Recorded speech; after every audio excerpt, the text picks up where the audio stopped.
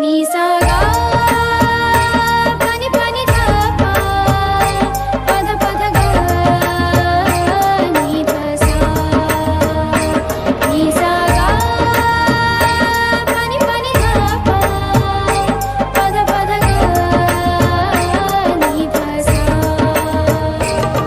ही गाथा अस्तित्वाची शौर्याची पराक्रमाची ही गाथा अस्तित्वाची शौर्याची पराक्रमाची या मातीमधल्या कणाकणातील मौल्यवान रत्नांची या मातीमधल्या कणाकणातील मौल्यवान रत्नांची कर्तृत्व इथे गगनाला भिडे परिमोल जाणून घेऊ व्यक्तिविशेष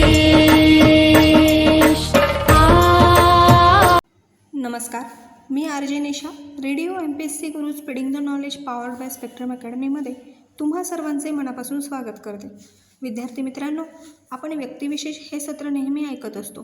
त्यामध्ये आपण सामाजिक, कला, विज्ञान, क्रीडा अशा सर्व प्रकारच्या क्षेत्रांमध्ये ज्या व्यक्तींनी त्यांची उल्लेखनीय कामगिरी बजावली आहे व त्यांच्या कामगिरीचा सर्वत्र ठसा उमटवला आहे अशा सर्व थोर व्यक्तींची माहिती व जीवनगाथा व्यक्तिविशेष या सत्रात जाणून घेत असतो. चला तर मग आज आपण जाणून घेऊया अशाच एका थोर आणि महान व्यक्तीची जीवनगाथा, ज्यांचे नाव आहे मदर तेरेसा. विद्यार्थी मित्रांनो, मदर तेरेसा यांचे नाव 26 ऑगस्ट 1990 रोजी जन्माला आले. त्यांचे वडील एक व्यापारी होते. ते एक धर्माभिमानी ख्रिश्चन देखील होते, जे नियमितपणे त्यांच्या घराजवळील चर्चमध्ये जात होते आणि ते येशूचे अनुयायी होते. 1919मध्ये त्यांच्या वडिलांचे निधन झाल्यानंतर मदर तेरेसा यांचे संगोपन त्यांच्या आईने केले. वडील गेल्यानंतर मदर तेरेसा यांच्या कुटुंबाला आर्थिक अडचणींचा सामना करावा लागला. दुसरीकडे त्यांच्या आईने त्यांच्यामध्ये लहानपणापासूनच अन्न वाटून घेण्याची सवय लावली होती. जे मिळेल ते सर्वांसोबत वाटून खा असा सल्ला त्यांची आई देत असे.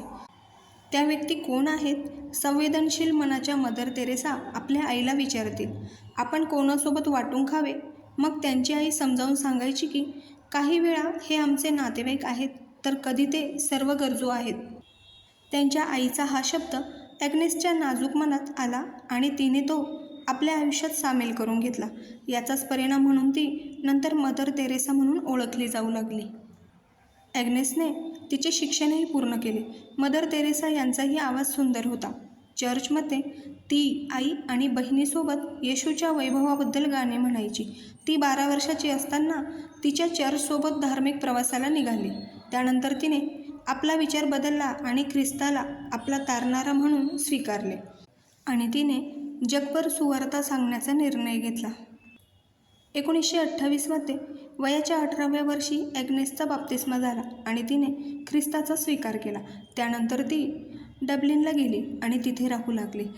ती कधीच घरी परतली नाही आणि त्यानंतर तिची आई किंवा तिची बहीण कधीच दिसली नाही. नन झाल्यानंतर तिचा पुनर्जन्म झाला आणि तिला सिस्टर मेरी तेरेसा हे नाव देण्यात आले. तिने एका स्थानिक संस्थेत ननचे प्रशिक्षण घेतले. विद्यार्थी मित्रांनो, यानंतर जाणून घेऊया मदर तेरेसा यांचे भारतात आगमन. स्मृती सेवा दिल्यास लॉरेटो कॉन्व्हेंट 6 जानेवारी 1929 रोजी आयर्लंडहून कोलकाता येथे आले. मदर तेरेसा पटना येथील होली फॅमिली हॉस्पिटलमध्ये योग्य नर्सिंग प्रशिक्षण पूर्ण करून 1948मध्ये कोलकाता येथे परतल्या. मदर तेरेसा शाळेची स्थापना 1948मध्ये परिसरातील मुलांना शिक्षण देण्यासाठी करण्यात आली आणि मिशनरीज ऑफ चॅरिटीनंतर 7 ऑक्टोबर 1950 रोजी रोमन कॅथोलिक चर्चने मान्यता दिली. त्यापुढे मदर तेरेसा यांच्या मिशनरींनी 1996पर्यंत 125 देशात 755 निराधारांसाठी निवारे उघडले आणि सुमारे 5 लाख लोकांची भूक संपवली. तेरेसा यांनी निर्मल हृदय आणि निर्मल शिशुभवन या आश्रमांची स्थापना केली. निर्मल हृदय आश्रमाचे ध्येय आजारी असलेल्या रुग्णांना मदत करणे हे होते. त्याचबरोबर अनाथ आणि बेघर तरुणांना मदत करण्यासाठी निर्मला शिशुभवन आश्रमाची स्थापना करण्यात आली, जिथे ते आजारी आणि गरिबांना मदत करण्यासाठी स्वेच्छेने काम करत होते. यानंतर जाणून घेऊया संपूर्ण इतिहासात धर्मादाय मिशनरी स्थापना.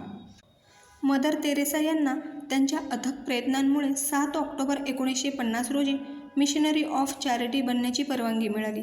या संस्थेतील स्वयंसेवक सेंट मेरी स्कूलचे शिक्षक होते, ज्यांना संस्थेबद्दल कर्तव्याची तीव्र जाणीव होती. मुळात या सुविधेत फक्त 12 नन्स काम करत होत्या. आता 4000हून अधिक नन्स येथे काम करत आहेत. या संस्थेने अनाथाश्रम, नर्सिंग सुविधा आणि वृद्धाश्रम स्थापन केले. मित्रांनो, यानंतर जाणून घेऊयात मिशनरीज ऑफ चॅरिटीचे प्रमुख उद्दिष्ट.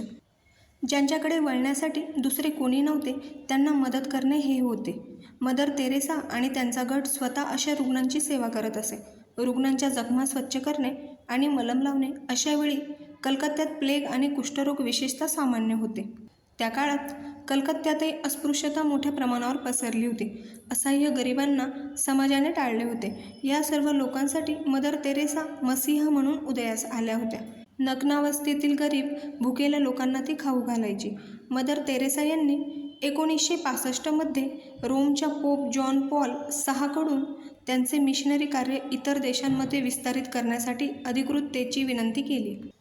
त्यापुढे भारताबाहेर व्हेनेझुएलामध्ये प्रथम मिशनरी ऑफ चॅरिटी संस्थेची स्थापना करण्यात आली आणि आता 100हून अधिक देशांमध्ये मिशनरी ऑफ चॅरिटी संस्था आहेत. मदर तेरेसा यांचे कार्य कोणापासून लपलेले नव्हते. भारतातील सर्व प्रमुख अधिकाऱ्यांनी तिच्या निस्वार्थीपणावर बारकाईने लक्ष ठेवले आणि सर्वात तिचे कौतुक केले. मदर तेरेसा यांचे वाद. मदर तेरेसा यांचे जीवन आणि कार्य त्यांना प्रचंड मान्यता असूनही वादग्रस्त ठरले आहे. जिथे यश मिळेल तिथे मतभेद असतील असे सांगितले आहे. मदर तेरेसा यांच्या दयाळूपणा आणि प्रेमाच्या निस्वार्थ देणगीचाही लोकांनी चुकीचा अर्थ लावला आणि त्यांना धर्मांतर करण्याच्या उद्देशाने भारतातील लोकांची सेवा केल्याचा आरोप केला. काही लोक त्यांना ख्रिश्चन धर्मोपदेशक म्हणून समजत होते. एक चांगली व्यक्ती म्हणून नाही, तर सर्वात महत्त्वाचे म्हणजे मदर तेरेसा आपल्या कामावर लक्ष केंद्रित करण्यासाठी इतरांच्या बोलण्याकडे दुर्लक्ष करून केवळ आपल्या श्रमांवर लक्ष केंद्रित करत असत. यापुढे जाणून घेऊया मदर तेरेसा यांचा मृत्यू. अनेक वर्षांपासून मदर तेरेसा यांना हृदय आणि मूत्रपिंडाच्या आजारांनी ग्रासले होते. 1983मध्ये जेव्हा ते रोममध्ये पोप जॉन पॉल यांना भेटले तेव्हा त्यांना पहिला हृदयविकाराचा झटका आला. त्यानंतर 1989मध्ये दुसरा हृदयविकाराचा झटका आला. त्यांच्या भयंकर स्थितीमुळे त्यांनी काम करणे सुरूच ठेवले आणि मिशनरीच्या सर्व कार्यात त्या सहभागी झाल्या. मार्च 1997मध्ये जेव्हा त्यांची प्रकृती बिघडली आणि त्यांना हे कळले तेव्हा त्यांनी मिशनरी ऑफ चॅरिटीच्या प्रमुख पदाचा राजीनामा दिला आणि त्यापुढे त्यांच्या जागी सिस्टर मेरी निर्मला जोशी यांची नियुक्ती करण्यात आली. 5 सप्टेंबर 1997 रोजी मदर तेरेसा यांचे कलकत्ता येथे निधन झाले. विद्यार्थी मित्रांनो, नुकताच आपण मदर तेरेसा यांचा जीवनप्रवास जाणून घेतला आहे आणि मला खात्री आहे की ही माहिती तुम्हाला सर्वांना नक्कीच आवडली असेल. याबद्दल तुम्हाला काही फीडबॅक किंवा अभिप्राय द्यायचा असेल तर त्यासाठी आमचा व्हॉट्सअप क्रमांक आहे 8698 म्हणजेच 8698869880. मित्रांनो, तसेच तुम्ही ऑडिओ किंवा मेसेज स्वरूपातही तुमचे फीडबॅक आम्हाला पाठवू शकता. आणि याचबरोबर तुम्ही Spotify music app, radio public, अँकर FM आणि गुगल पॉडकास्ट यावर देखील व्यक्तिविशेष हे सत्र ऐकू शकता. विद्यार्थी मित्रांनो, यापुढेही हे सर्व कार्यक्रम असे सुरू राहतील. तत्पूर्वी मी RJ निशा तुम्हा सर्वांची रजा घेते. पुन्हा भेटूया व्यक्तिविशेष या सत्रात आणि जाणून घेऊया अशाच एका थोर आणि ज्येष्ठ व्यक्तीची जीवनगाथा. धन्यवाद.